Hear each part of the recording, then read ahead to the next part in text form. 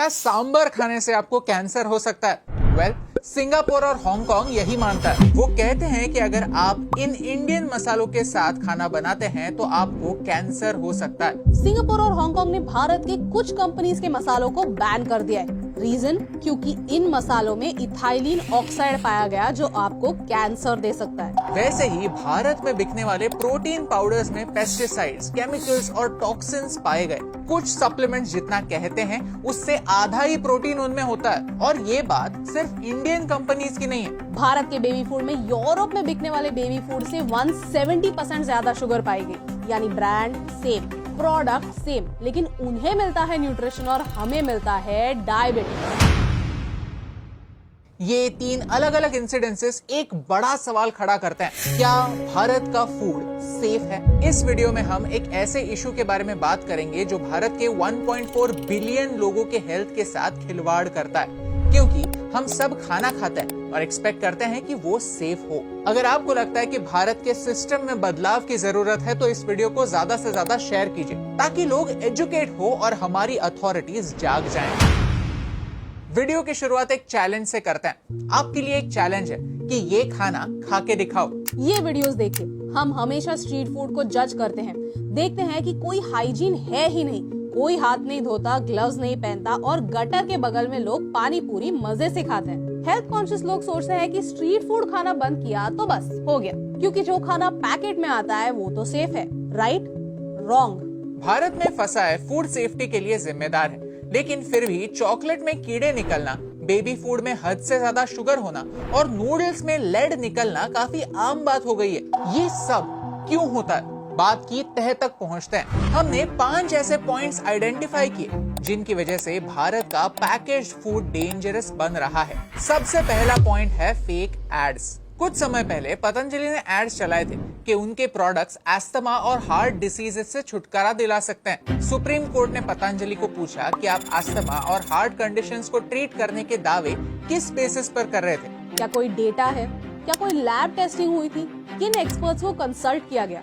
Fake या misleading add से ही आपको बेवकूफ बनाने की शुरुआत होती है। आपने ऐसा कोई ना कोई एड तो देखा ही होगा ना? उस एड का नाम कमेंट्स में जरूर लिख दीजिए। आज कोई भी कंपनी अपने एड में कुछ भी कह सकती है और एड चलाने से पहले उसे कोई चेक नहीं करता। Advertising standards council of India misleading claims को आइडेंटिफाई करती है, लेकिन ये कोई लीगल बॉडी नहीं है। ये एक वॉलंटरी सेल्फ रेगुलेटिंग बॉडी है। एक सेल्फ रेगुलेटरी ऑर्गेनाइजेशन गवर्नमेंट का काम नहीं कर सकता। और इसीलिए भारत में सरेआम शुगर से भरे ड्रिंक्स को हेल्थ ड्रिंक के नाम पर बेचा जाता है। जब national commission of protection of child rights ने इंक्वायर किया तो पता चला कि हेल्थ ड्रिंक इस कैटेगरी का कोई डेफिनेशन भारत में था ही नहीं। यानी मार्केटिंग डिपार्टमेंट किसी भी चीज को हेल्थ ड्रिंक कह सकता है। और ये क्यों होता है? क्योंकि कोई पुलिस है ही नहीं। चोरों को चोरी करने की फुल परमिशन है। इन्हीं लूप होल्स को मार्केटिंग के लिए एक्सप्लॉइट किया जाता है। भारत के फूड सेफ्टी रूल्स में गैप्स हैं। बेबी फूड का एग्जांपल लेते हैं। WHO ने कहा है कि 2 साल से कम एज के बच्चों को एडेड शुगर से दूर ही रहना चाहिए, नहीं तो आगे जाकर डायबिटीज, हार्ट डिजीज और कैंसर के चांसेस बढ़ते हैं। यहाँ उन्होंने खास करके एडेड शुगर पर फोकस किया है। हमने फसाई के बेबी फूड्स के बारे में सारे रूल्स पढ़े तो पता चला कि रूल्स में एडेड शुगर कितनी हो सकती है इसके बारे में कोई लिमिटेशंस है ही नहीं। किसी भी खाने के आइटम के पीछे आपको फसाई का ये लोगो दिखेगा। FSSAI stands for food safety and standards authority of India. FSSAI का काम है खाने के आइटम्स के लिए साइंस बेस्ड स्टैंडर्ड्स बनाना। Food storage, manufacturing, distribution, sale, import को रेगुलेट करना, उनके बनाए गए स्टैंडर्ड्स को एनफोर्स करना, फूड कंटेमिनेशन से रिलेटेड डेटा को कलेक्ट करना, उसमें से रिस्क्स आइडेंटिफाई करना और एक रैपिड अलर्ट सिस्टम सेटअप करना, पूरे भारत में एक इंफॉर्मेशन सिस्टम तैयार करना, फूड सेफ्टी के बारे में जनरल अवेयरनेस फैलाना। यानी बेबी फूड में इतनी शुगर क्यों, ये सवाल फसाई को पूछना चाहिए। लेकिन ये सवाल पूछा किसने? पब्लिक आई नाम की एक NGO ने नेस्ले के शुगर इशू पर रिपोर्ट निकाली। उन्होंने भारत में मिलने वाले 15 बेबी फूड वेराइटीज को टेस्ट किया और सब में ऑन एन एवरेज पर सर्विंग में 2.2 से 2.7 ग्राम शुगर मिला। इस पैकेट में भी देखें तो पर 100 grams of Cerelac there is 11.6 grams of sugar. और इनका पैकेट कहता है कि 3 स्कूप यानी अप्रोक्सीमेटली 25 ग्राम पाउडर 6 से 10 महीने के बच्चे को आप दिन में 2 बार खिलाएं। 10 से 12 महीने के बच्चे को 4 स्कूप यानी 33 ग्राम्स आप दिन में 2 बार खिलाएं और 12 से 24 महीने के बच्चे को आप 6 स्कूप यानी 50 ग्राम सेरेलैक दिन में 2 बार खिलाएं। जस्ट सोचिए आप अपने बच्चे को कितना सारा एडेड शुगर हर रोज बेबी फूड के नाम पर खिला रहे हैं। पैक के पीछे देखें तो साफ साफ लिखा होता है कि इसमें इतनी शुगर है। पैक पर तो ये भी लिखा होता है कि माँ का दूध बच्चे के लिए बेस्ट न्यूट्रिशन है। तो यहाँ अवेयरनेस फैलाने की, सही रूल्स बनाने की जिम्मेदारी किसकी? फसाई की। सेफ्टी इंश्योर करने के लिए खाने को लैब्स में टेस्ट करना पड़ता है, जिससे दूध का दूध और पानी का पानी हो सकता है, क्वाइट लिटरली। क्योंकि लैब टेस्टिंग से ही पता चलता है कि कंपनी जो दावे कर रही है वो कितने सच है, न्यूट्रिएंट्स क्या है, कितनी शुगर है और कुछ हार्मफुल सब्सटेंसेस तो नहीं। आपका खाना सेफ है कि नहीं ये टेस्ट करने के लिए लैब्स होते हैं। इस प्रेस रिलीज के अनुसार भारत में 726 फूड टेस्टिंग लैब्स हैं, लेकिन इन लैब्स में से भी सिर्फ 585 ने इंटरनेशनल स्टैंडर्ड्स के अनुसार खुद को एक्रेडिट किया है, विच मीन्स इतने ही लैब्स इंटरनेशनल स्टैंडर्ड्स फॉलो करते हैं। सोचिए, क्या भारत जितने बड़े देश के लिए सिर्फ इतने ही लैब्स होना आपको सही लगता है? 207 लैब्स फसाई चलाता है। उन्होंने खुद कहा है कि स्टेट लेवल की लैब्स की कंडीशन बहुत खराब है। रिजल्ट स्लो काम। महाराष्ट्र के एफडीए ने 22-23 में मुंबई से सिर्फ 2000 सैंपल्स कलेक्ट किए और वो भी सही से टेस्ट नहीं हो पाए हैं, क्योंकि इस पर ना तो फसाई ध्यान देता है ना तो कोई state government. Doctor Satya Prakash Kolkata के सेंट्रल फूड लैबोरेटरी के हेड थे। उन्होंने 2011 से सरकार को लेटर्स लिखे कि फूड टेस्टिंग लैब्स की हालत सही नहीं है, उनमें बहुत चेंजेस की आवश्यकता है। ना कि इन लैब्स के पास प्रॉपर इक्विपमेंट था, ना कि training to test for all contaminants. In fact FSSAI के पास सही रूल्स भी नहीं थे to test for all problems. वो लेटर कहता है कि फसाई के पास चीज टेस्टिंग के कोई स्टैंडर्ड्स ही नहीं थे, तो अगर उन्होंने चीज की सैंपल ले भी ली तो टेस्ट किस चीज की करेंगे? लैब में पावर नहीं होता, उनके पास सही इक्विपमेंट के सप्लायर्स नहीं होते। इनफैक्ट वर्ल्ड बैंक के ग्रांट से लिए हुए अपग्रेडेड इक्विपमेंट को छुआ भी नहीं जाता। ये भारत के सिटीजन्स के जान के साथ खिलवाड़ है, क्योंकि हमारे देश में टेस्टिंग का कल्चर नहीं। कोई भी कंपनी वॉलंटरीली टेस्टिंग करती है ही नहीं, क्योंकि उनके पास कोई इंसेंटिव नहीं है। प्रोडक्ट्स को इंडिपेंडेंटली टेस्ट करवाने के लिए खर्चे करने पर मार्केट में कोई फायदा तो मिलता है नहीं, तो फोकस कहां पर होता है? प्राइस पर। सच्चाई यही है कि भारत में हेल्थ से पहले दाम देखते हैं, कंपनीज भी और कंज्यूमर्स भी। कंपनीज चीजों के दाम कम रखने पर फोकस करती है, क्वालिटी पर नहीं, तो मिलावट होती है। ये एक कड़वा सच है। आज भी देश भर में फूड अडल्ट्रेशन एक बड़ा इशू है। ये स्टैटिस्टिक सिर्फ पंजाब, हरियाणा और हिमाचल प्रदेश के हैं। फूड टेस्टिंग के लिए जितने सैंपल्स टेस्ट हुए, उनमें से 22% सैंपल्स टेस्ट फेल हुए। इनके अगेंस्ट 519 क्रिमिनल केसेस दर्ज हुए और उनमें से सिर्फ 16% में ही पनिशमेंट हुई है। 2022 में फसाई ने फूड अडल्ट्रेटर्स के अगेंस्ट 30,000 केसेस दर्ज किए। फसाई ने ये खुद ऑब्जर्व किया कि स्पाइसेस और ऑयल में सबसे ज्यादा अडल्ट्रेशन होता है, लेकिन इन 30,000 केसेस का डेटा उन कंपनीज के नाम कितना भी ढूंढो नहीं मिलते। क्यों? क्या फसाई ये सारा डेटा जानबूझकर छुपाना चाहती है ताकि हम ब्रांड्स को बॉयकॉट ना करें?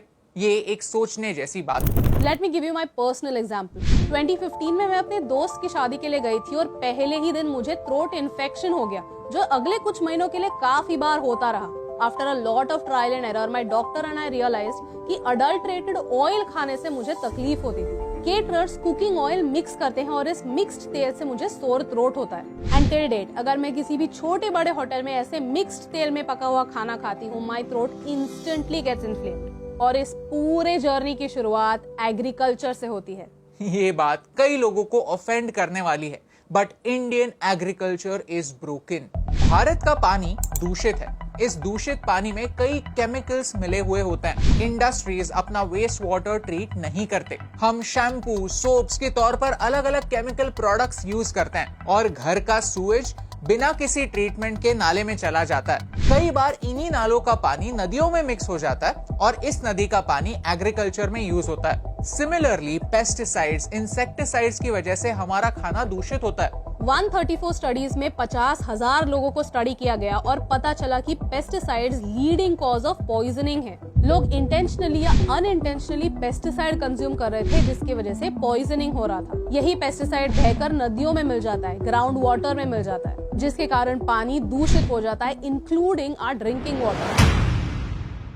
इन सारी चीजों पर लॉज की जरूरत है और ये स्ट्रिक्टली इंश्योर करने की जरूरत है कि पेस्टिसाइड्स ओवर यूज ना हो। हमें एग्रीकल्चर को एज अ बिजनेस देखना स्टार्ट करना होगा। किसान हमारे अन्नदाता है, लेकिन ये कड़वा सच है कि पेस्टिसाइड ओवर यूज की वजह से सोसाइटी में स्लो पॉइजनिंग हो रहा है। जब तक क्वालिटी चेक्स को सरकार सीरियसली नहीं लेती, तब तक हमें ही सावधान रहना होगा, क्योंकि इन सारी बातों का इम्पैक्ट किस पर होता है? देश में कैंसर के केसेस बढ़ रहे हैं। कभी सोचा है कि क्यों? क्योंकि हमारा खाना, हमारा पानी, हमारी हवा सब पोल्यूटेड है और इसकी किसी को चिंता है ही नहीं। आज भी हम जातिवाद और रिलीजन के नाम पर वोट्स मांग रहे हैं। whereas ऐसे कई सारे इश्यूज हैं जिनका इम्पैक्ट हर एक पर होता है। ये एक कड़वा सच है। फूड सेफ्टी ना होने का इम्पैक्ट आपकी हेल्थ के साथ साथ देश की हेल्थ यानी इकोनॉमी पर भी होता है। भारत इन पॉलिसी फेलियर्स की वजह से एक अनरिलायबल एक्सपोर्टर बन जाता है। 2014 से लेकर 2017 तक यूरोप ने भारत के फ्रूट्स और वेजिटेबल्स पर बैन लगाया था। इनमें हमारा अल्फांसो मैंगो भी शामिल था, जिसे हम किंग ऑफ फ्रूट्स कहते हैं। रीजन? क्योंकि हमारे एक्सपोर्टर्स ने प्रॉपर नॉर्म्स फॉलो नहीं किए, उनमें कीड़े लग गए और ये यूरोप को मंजूर नहीं था। पॉइंट ये है कि वो अपने लोगों के बारे में, अपने सेफ्टी स्टैंडर्ड्स के बारे में काफी सीरियस है। यूरोप फूड के मामले में काफी स्ट्रिक्ट है। अब इन मसालों की न्यूज की वजह से भारत के स्पाइस मार्केट को $700 मिलियन का फटका पड़ सकता है। आज ग्लोबल फूड सिक्योरिटी इंडेक्स में भारत 69th रैंक पर आता है। अगर हमें पूरी दुनिया की फूड बैंक बनना है तो हमें हमारे प्रोडक्ट्स को पूरी दुनिया के लिए सेफ बनाना होगा, क्योंकि अच्छे स्टैंडर्ड्स फॉलो करना देश की इकोनॉमी को भी आगे ले जाएगा, हमें एक्सपोर्ट्स में और ट्रेड में एडवांटेज देगा और तो और हमारे लोगों की लाइफ एक्सपेक्टेंसी बढ़ाएगा। तो हम क्या कर सकते हैं? हमें फूड लेबलिंग को बदलना होगा। पिछले साल हम स्टार्टअप इंडिया की तरफ से फ्रांस गए, जहां हमने वीवाटेक में क्रिएटर इकोनॉमी के बारे में बात की। वहां के मार्केट में हमने एक काफी इंटरेस्टिंग लेबलिंग सिस्टम देखी।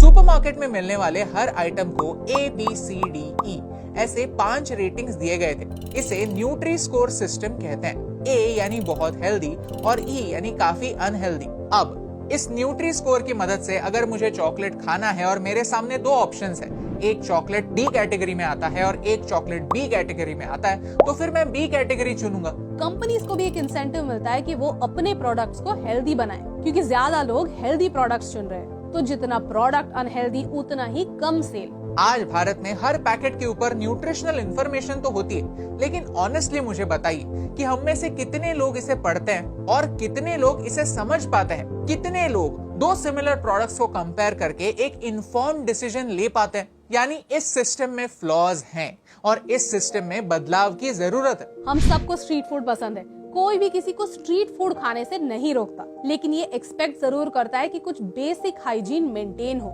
लेकिन जो खाना हमारे सामने बनता नहीं वो सेफ है, ये हमें कैसे पता चलेगा? कंपनीज हमेशा प्रॉफिट पर ही फोकस करेंगी। जब तक रूल्स स्ट्रिक्ट नहीं होते, एडवर्टाइजिंग स्टैंडर्ड्स इंप्रूव नहीं होती और फॉल्स क्लेम्स करने वाली कंपनीज को सजा नहीं होती, हमारा फूड सेफ है ये नहीं, ये क्लियर नहीं होगा। हम कहते तो हैं दैट कंज्यूमर इज किंग, लेकिन इस किंग को ही हमारा खाना, जिसे हम सुरक्षित समझते हैं, वो धीरे धीरे पॉइजन करता है। और ये सिचुएशन तभी बदलेगी जब हम इसे बदलने के लिए मजबूर करेंगे। अगर आपको इस वीडियो का पॉइंट समझा तो इसे ज्यादा से ज्यादा लोगों के साथ शेयर कीजिए, ताकि वो एटलीस्ट लेबल्स पढ़ना स्टार्ट तो करें। हमें बचपन से ही बच्चों को ये लेबल्स पढ़ने की आदत डालनी होगी, ताकि भारत का फ्यूचर सेफ बन पाए। एडवर्टाइजिंग के रूल्स स्ट्रिक्ट करने ही होंगे, देश में लैब्स की संख्या बढ़ानी ही होगी, कंपनीज को अपने प्रोडक्ट्स ज्यादा से ज्यादा हेल्दी बनाने के लिए और उनकी टेस्टिंग करने के लिए कोई ना कोई इंसेंटिव्स हमें देने होंगे। और हाँ, जो ये रूल्स तोड़ते हैं उनकी सारी इंफॉर्मेशन किसी डेटाबेस में पब्लिकली अवेलेबल होनी चाहिए,